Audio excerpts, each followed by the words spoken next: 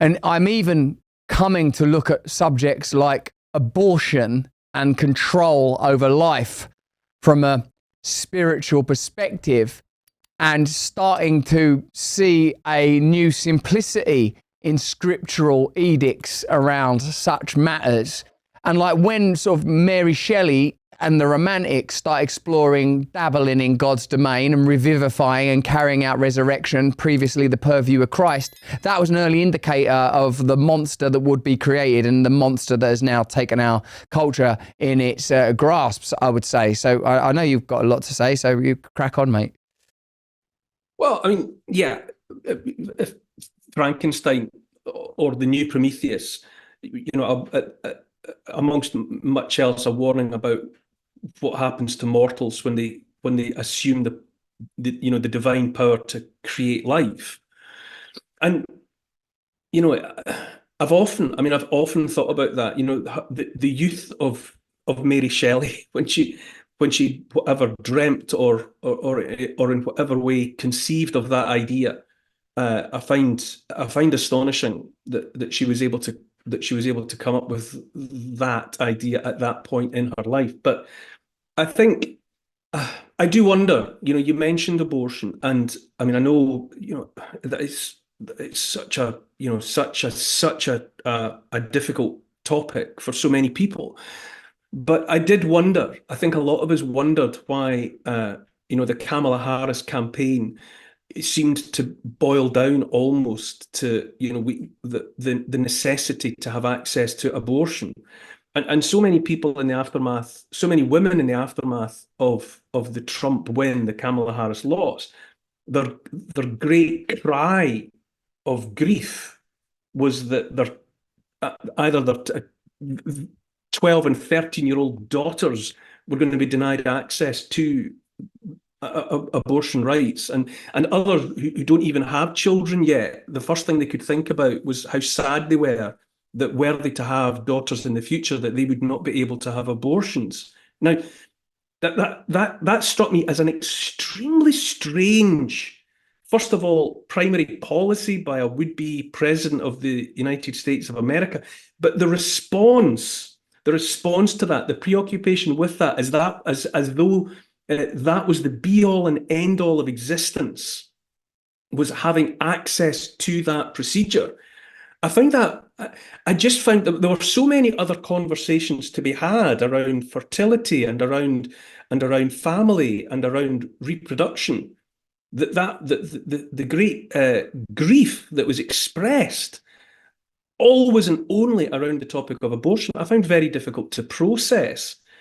And I think not only that, and not just that, but it seemed to be emblematic or a manifestation of an emptiness in an entire way of thinking.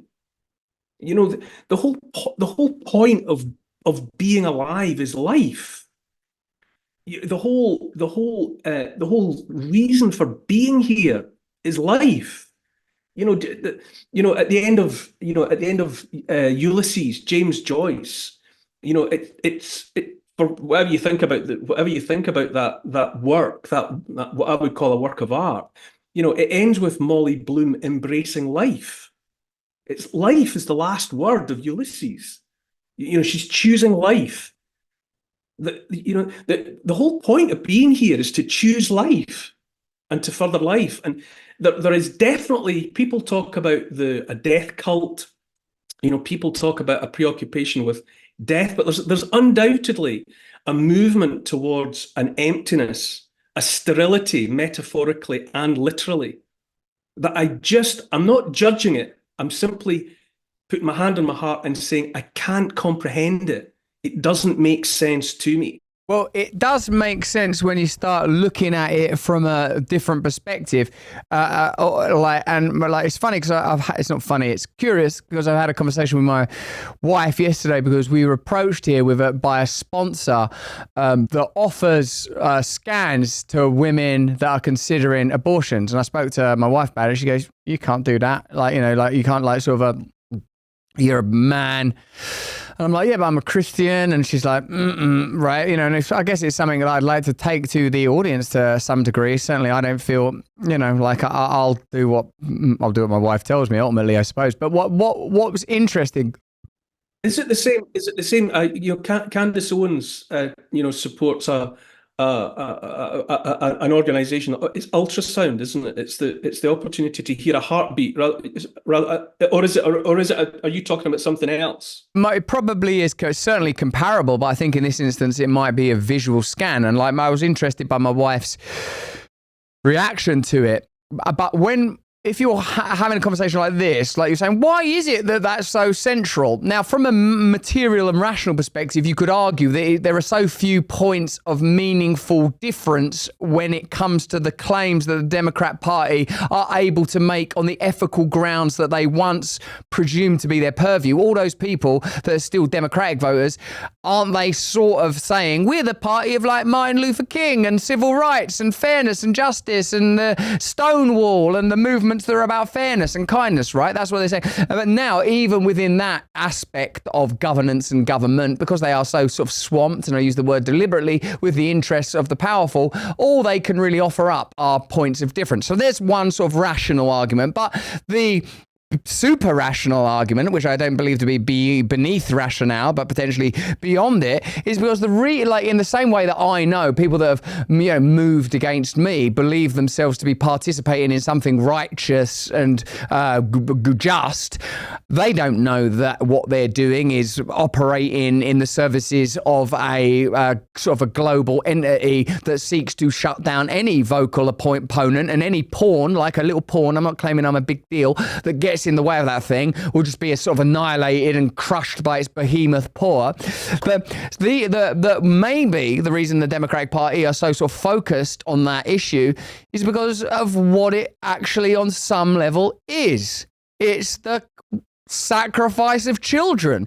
Now, like if we start discussing that in our, you know, we're men of a certain age. We're from the same country, basically. We've got similar sorts of cultural affiliations, and I don't feel comfortable sort of telling anyone what to do, and I don't seek to. But as a Christian, from a Christian perspective, there are some sort of pretty clear edicts about that power. Now, I wouldn't be happy sort of saying that power should belong to a man somewhere. That's not what I believe in either. What I believe in is God. I believe in God. And I don't have a definitive view. You know, my key principle as a Christian, he's laid out for me. Love thy neighbor, love God with all your heart. Don't go around judging people lest you be judged. Cool. I'm going to bring those ones to the forefront when it comes to the Christianity of Russell Brand. But when chatting about scripture and why a particular political issue might have so much weight and freight and get given some airtime, if it doesn't, as you've just said, make rational sense, and I tried to offer you a rational argument, is it because of this points of difference thing, question mark? Maybe it's because something potent and occultist is aligned with that issue. Because where are the intersectional points between these occultist ideas that we're increasingly starting to think might be real on some level, and what we hear come out of their mouths and the way they legislate? So what do you think about that? I can't rule out and don't rule out the possibility that there is a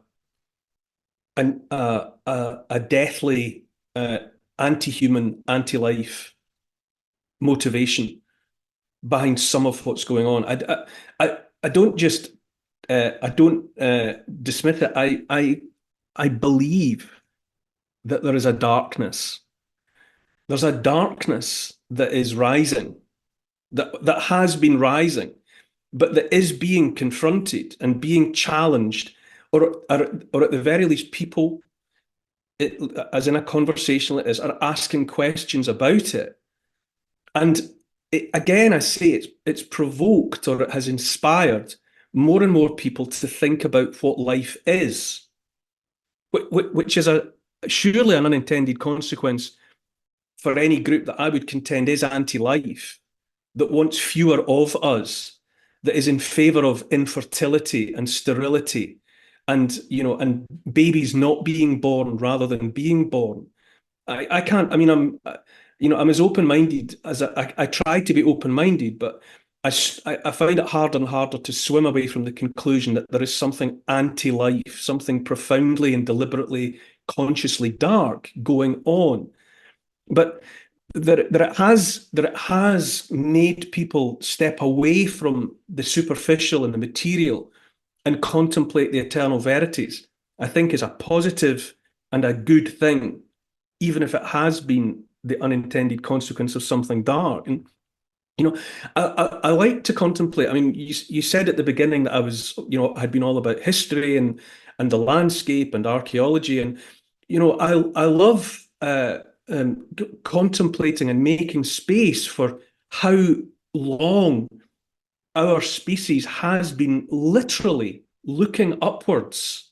You're looking into the sky in search of meaning, and trying to make sense of its place, of the place of the species in the bigger cosmology. Christianity is only 2,000 years old. It's less than 2,000 years old. But our species has been on the planet for 300,000 years. Don't know what our consciousness has been like for the duration of that time, but we have been here. And for thousands upon thousands of years, people have looked up into the sky. The original deity was the sun. People assumed that brightest light in the sky and its repeating patterns was some kind of deity, was something deserving of worship.